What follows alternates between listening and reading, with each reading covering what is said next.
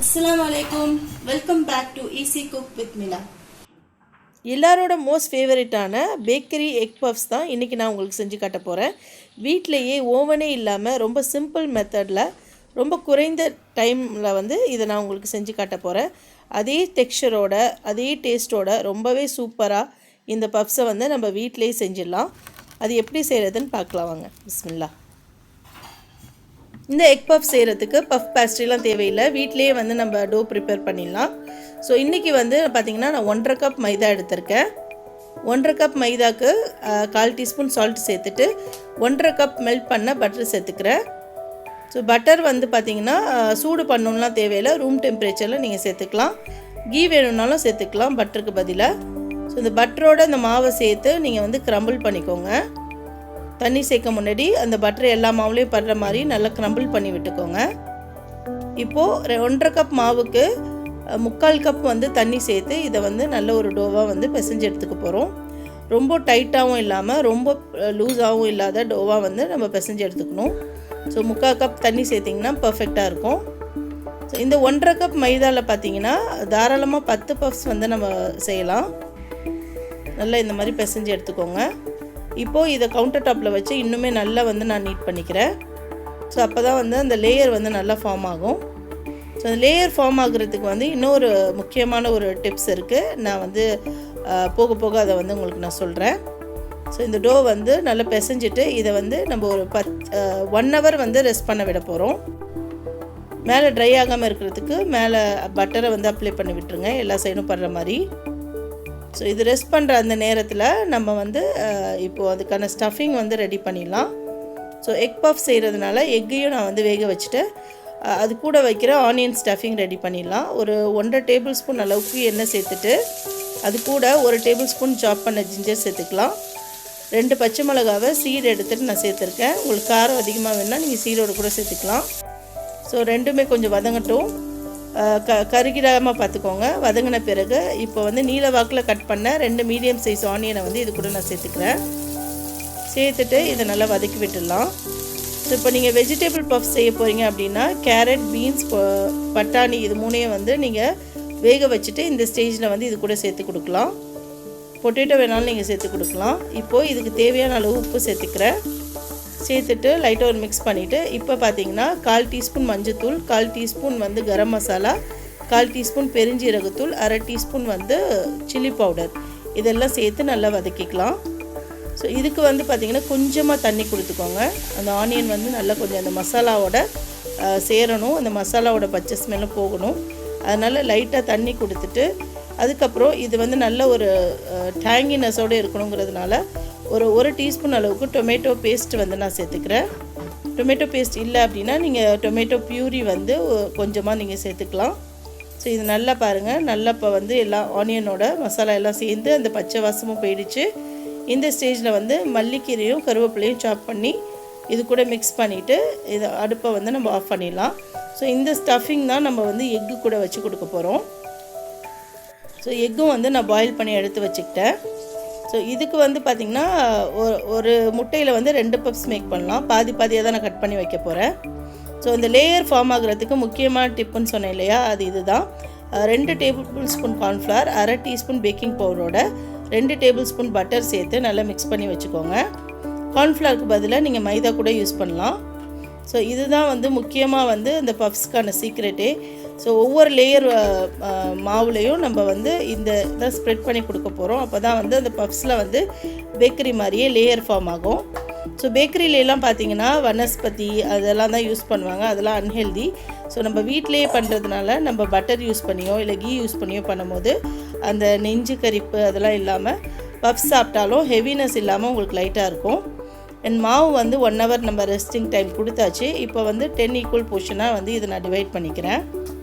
So divide பண்ணிவிட்டு எல்லாத்தையும் வந்து பால் ஷேப்பில் வந்து உருட்டி வச்சுக்கோங்க. ஸோ இப்போ வந்து நான் வந்து 3 முட்டை தான் வச்சுருக்கேன், 6 பஃப்ஸ் தான் பண்ண போகிறேன். ஏன்னா நாங்கள் 3 பேர் தான் இருக்கிறதுனால. பட் இந்த மாவுக்கு வந்து பார்த்திங்கன்னா 10 பஃப்ஸ் வந்து நீங்கள் மேக் பண்ணலாம். ஸோ இப்போ மாவை வந்து உருட்டி வச்சாச்சு. இப்போ நம்ம வந்து இதை வந்து ஒரு தின் ஷீட்டாக வந்து ஸ்ப்ரெட் பண்ணி எடுத்துக்க போகிறோம். ஸோ இப்போ நம்ம வந்து ஒவ்வொரு ஷீட்டாக ஸ்ப்ரெட் பண்ணி ஒரு 4 ஷீட்டை வந்து நான் ஸ்ப்ரெட் பண்ணி வச்சுட்டேன். இப்போ ஒரு ஷீட்டுக்கு மேலே இந்த நம்ம மிக்ஸ் பண்ணி வச்சுருந்த அந்த கார்ன்ஃப்ளவர் பட்டர் ஸ்லரியை வந்து நல்லா ஸ்ப்ரெட் பண்ணி கொடுக்கணும். ஸோ எல்லா பக்கமும் படுற மாதிரி ஸ்ப்ரெட் பண்ணி கொடுங்க. கை வச்சு பண்ணி கொடுத்தாவே பெட்டராக இருக்கும். ஸோ அப்போ தான் எல்லா பக்கமும் படும். ஸோ அதுக்கு மேலே இன்னொரு ஷீட்டை நம்ம வந்து மேலே வந்து வச்சுக்கலாம். ஸோ நீங்கள் இந்த ஷீட்டை வந்து வளர்க்கும் போது லைட்டாக வந்து மாவு டஸ்ட் பண்ணி வளர்த்திங்கன்னா உங்களுக்கு வந்து ஒட்டாமல் நல்லா வரும். ஸோ அதுக்கு மேலேயும் இந்த ஸ்லரியை வந்து நல்லா ப்ரஷ் பண்ணிவிட்டு இன்னொரு ஷீட்டை வந்து மேலே போட்டுக்கலாம். ஸோ இதுவரையும் 3 ஷீட் வந்து நான் ஆட் பண்ணிவிட்டேன். திரும்ப இன்னொரு லேயர் வந்து அந்த ஸ்லரியை வந்து நல்லா ஸ்ப்ரெட் பண்ணி கொடுத்துக்கோங்க. இதுக்கு மேலே இன்னொரு ஷீட்டை வச்சு நம்ம ஃபினிஷ் பண்ணிக்கலாம்.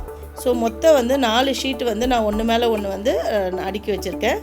ஸோ இப்போ இது எல்லாத்தையும் சேர்த்து ஒரு வாட்டி ரோலர் பின் வச்சு நல்லா வந்து ரோல் பண்ணி கொடுங்க.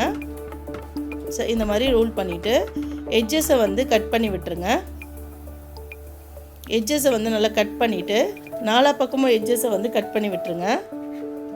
ஒன்று மேலே ஒன்று 4 ஷீட்டையும் வச்ச பிறகு ரொம்ப ப்ரெஸ் பண்ணி வளர்த்து கொடுக்காதீங்க. லைட்டாக வந்து வளர்த்து கொடுங்க.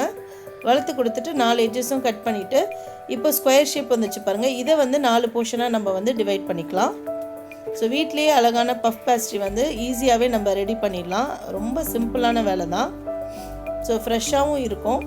அண்ட் தென் இதுக்குள்ளே வந்து பார்த்திங்கன்னா சென்டரில் வந்து அந்த ஸ்டஃபிங்கை வந்து வச்சு கொடுங்க. ஒரு டேபிள் ஸ்பூன் அளவுக்கு அந்த ஸ்டஃபிங்கை வைங்க.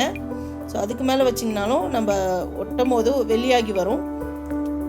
இந்த மாதிரி வச்சுட்டு இப்போ வந்து பாயில் பண்ணி வச்ச எக்கை வந்து ஒரு எக்கு வந்து 2 போர்ஷனாக கட் பண்ணிவிட்டு அதை வந்து நீங்கள் சென்டரில் வச்சு கொடுக்கணும். சென்டரில் வந்து ஸ்ட்ரைட்டாக வைக்காமல் க்ராஸாக வைங்க. அப்போ தான் வந்து நமக்கு அந்த டோவை எடுத்து ஒட்டும் போது பர்ஃபெக்டாக வந்து வரும். அந்த ஷேப் வந்து பர்ஃபெக்டாக கிடைக்கும். ஸோ இதே மாதிரி வச்சுட்டு இப்போது இந்த கார்னரையும் அந்த கார்னரையும் எடுத்து நல்லா இழுத்து அப்படியே ஒட்டி கொடுங்க. ஸோ நீங்கள் தனியாக வந்து எதுவும் வச்சு ஒட்டணும்னு தேவையில்லை. அந்த மாவில் இருக்கிற ஈரப்பிள்ளையே வந்து நல்லா ஒட்டிக்கும். ஸோ நல்லா அந்த முட்டை மேலே வச்சு நல்லா பேஸ்ட் பண்ணி கையாலேயே நல்லா அமுக்கி கொடுங்க. நல்லா ஒட்டிக்கும். ஸோ இதே மாதிரி 4 பக்கமும் நல்லா வந்து சீல் பண்ணிவிடுங்க. ஸோ நம்ம ஃப்ரெஷ்ஷாக தான் நம்ம ப்ரிப்பேர் பண்ணியிருக்கிறதுனால மாவில் வந்து அந்த ஈரநப்பு இருக்கும். அதுலேயே வந்து மாவு ஒட்டிடும். ஸோ இப்போ சூப்பராக வந்து பஃப்ஸ் வந்து ரெடி ஆகிடுச்சு பாருங்கள். இதை வந்து நம்ம ஓவன் தேவையில்லை, ஆயிலே வந்து இன்றைக்கி ஃப்ரை பண்ணி எடுக்க போகிறோம். ஸோ ஆயிலில் ஃப்ரை பண்ணும் போதும் நம்ம இந்த மாதிரி லேயராக கொடுத்ததுனால பேக்கரியில் பண்ணுற மாதிரியே அந்த லேயர்ஸோட சூப்பரான பஃப்ஸ் வந்து நமக்கு ரெடி ஆகிடும். ஸோ இதை வந்து நல்ல எண்ணெய் வந்து ரொம்ப சூடு வரணும் அப்படின்னு தேவையில்லை. ஸோ ஒரு 70% சூடு வந்த ஆயிலில் நீங்கள் வந்து இதை அப்படியே 1 by 1 ட்ராப் பண்ணுங்கள்.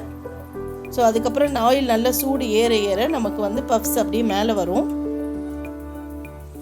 ஸோ ரொம்ப சூடான எண்ணெயில் போட்டிங்கன்னா மாவுலாம் வந்து எடுத்தோடனே கருகிடும். அதனால் நீங்கள் வந்து ஒரு 70% சூடு வந்த ஆயிலில் வந்து ஒவ்வொரு பஃப்ஸாக ட்ராப் பண்ணி கொடுங்க. ஸோ ட்ராப் பண்ணிவிட்டு திருப்பி விட்டுருங்க. கீழே போய் இல்லைன்னா வந்து உட்காந்துரும். ஸோ அதனால் கொஞ்சம் அந்த ஃப்ரை ஆனவுடனே லைட்டாக திருப்பி கொடுத்து ஒரு கோல்டன் ப்ரௌனில் 4 பக்கமும் ஃப்ரை பண்ணி எடுங்க.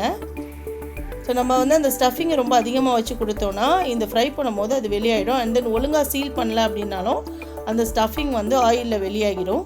ஸோ அதனால் நல்லா சீல் பண்ணிவிட்டு இதே மாதிரி நீங்கள் ஃப்ரை பண்ணி எடுங்க. அவ்வளோதாங்க, சூப்பரான bakery style egg puffs ready ஆகிடுச்சு. ஸோ இது சாப்பிட்றதுக்கு அவ்வளோ டேஸ்ட்டாக இருந்தது. பேக்கரி பஃப்ஸ் மாதிரியே தான் இருந்தது.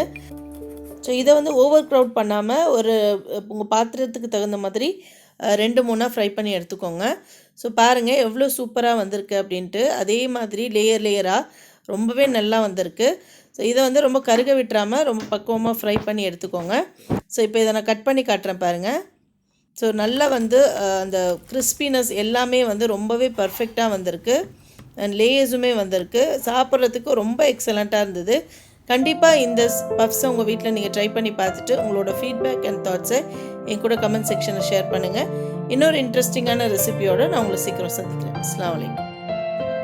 If you like this video, please subscribe, like, share and don't forget to click the bell icon.